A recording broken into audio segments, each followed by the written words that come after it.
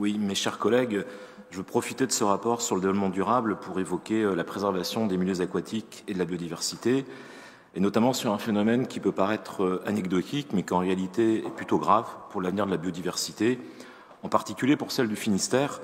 C'est la disparition annoncée du saumon sauvage, le salmo salar pour les ichthyologues en latin, et hoc en breton.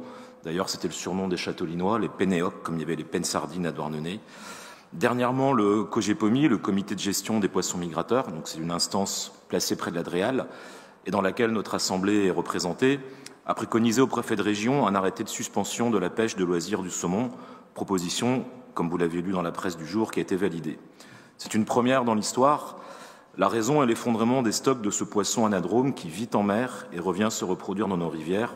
Jamais, en effet, ce poisson emblématique, symbole de la vitalité de nos rivières bretonnes, n'a été aussi peu nombreux.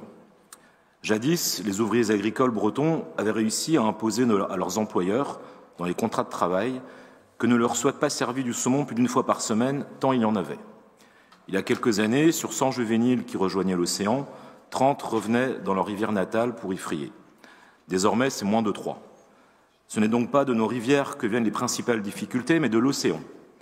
Le saumon grandit surtout au large des îles Féroé, en Islande, puis après 1 à 3 ans en mer, il revient en eau douce, en Bretagne, en Normandie, les deux principales régions pour cette espèce, dans les pays scandinaves, britanniques et au Canada.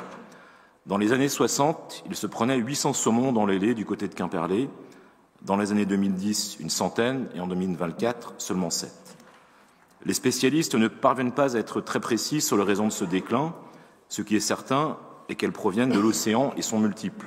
D'abord, la surpêche industrielle, par des bateaux-usines loin de nos côtes, qui détruisent le zooplancton et le poisson fourrage, le Brexit, qui permet à certains pêcheurs de s'affranchir des règles européennes, l'acidification et le réchauffement climatique qui frappent les mers, c'était plus 2 degrés en moyenne en 2023, l'aquaculture industrielle des pays scandinaves qui développent des saumons génétiquement modifiés, gavés par la pêche intensive et qui appauvrissent le génome des souches naturelles rendues inaptes au milieu.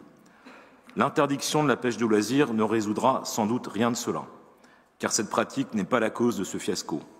Elle pourrait réduire la légitimité des sentinelles des rivières que sont les pêcheurs et les APPMA. La plupart d'entre eux relâchent leur prise et seules quelques captures sont prélevées.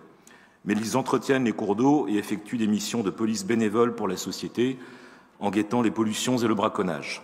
Ils risquent d'être moins nombreux à l'avenir à effectuer ces tâches. C'est aussi toute une tradition bretonne séculaire qui va disparaître avec le roi des poissons.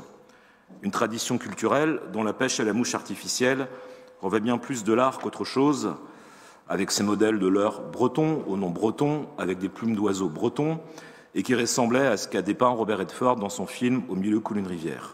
Une tradition spirituelle, car ceux qui ont vu ce poisson se reproduire sur les frayères de nos rivières pensent avoir compris une partie du mystère du monde. C'est mon cas. Quand j'étais un jeune pêcheur, j'ai côtoyé quelques vieux saumoniers de Rospordin qui connaissaient chaque caillou de chaque rivière. Ils m'ont révélé bien des secrets et l'un d'eux m'a dit un jour, dans une sagesse populaire qu'il faut entendre, « Quand le saumon meurt, c'est l'homme qui disparaît ». Or, mis à part quelques recherches de l'INRAE ou de l'OFB, il n'existe pas de programme scientifique d'ampleur pour comprendre ce qui se passe en mer. La réglementation sur la pêche industrielle est toujours faible au plan européen et mondial. Contrairement aux dauphins et aux loups, le saumon n'a que peu de relais médiatiques pour le défendre.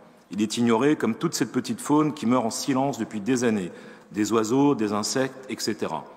Il subira le sort de la perdrix qui, il y a 50 ans, était présente partout en Bretagne et qui a disparu dans l'indifférence générale. Dans nos travaux, nous faisons souvent référence aux accords de Paris sur le dérèglement climatique. C'est bien.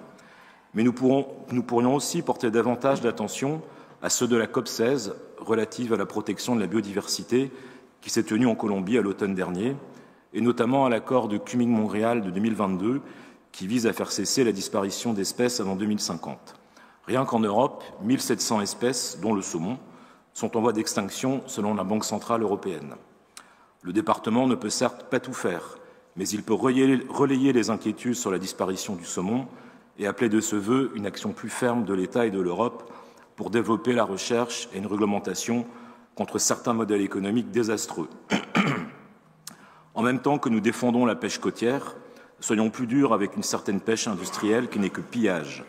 Faisons de l'accord de Montréal un référentiel de notre action et pourquoi pas engageons un plan départemental en faveur de la biodiversité, ciblant quelques espèces phares fragilisées.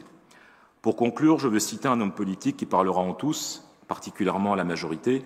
Cet homme, c'est Jacques Chirac, qui affirmait en 2002 au sommet de la Terre « Notre maison brûle et nous regardons ailleurs. Il ne s'agit plus de détourner les yeux, il ne s'agit plus seulement d'éteindre l'incendie, il s'agit de rechercher les causes du départ de feu et de prévenir son apparition. » Je vous remercie.